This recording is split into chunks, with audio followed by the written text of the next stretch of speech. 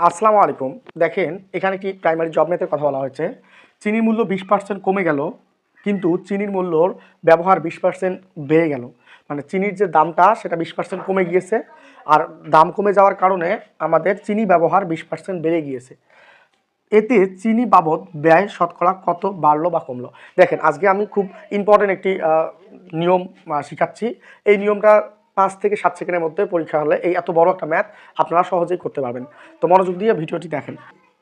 a plus B plus A B ভাগ 100 হচ্ছে 20%, তার মানে এখানে 20%, যেহেতু কমে গেছে তার মানে -20, প্লাস এখানে যদি 20% বৃদ্ধি হয়েছে তার মানে +20, আবার প্লাস এর মান আমাদের কমে যাওয়াটাকে এর মান ধরলাম আমরা, তাহলে -20, আবার বেড়ে যাওয়াকে আমরা কি ধরলাম +20, আর ভাগ হচ্ছে 100।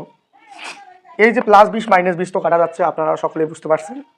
তো এখানে থাকতেছে মাইনাস, এই যে প্লাসে মাইনাসে মাইনাস, এই শূন্য কাটা যায়, এই শূন্য কাটা যায়, তাহলে হলো 2 × 4%। কত পার্সেন্ট?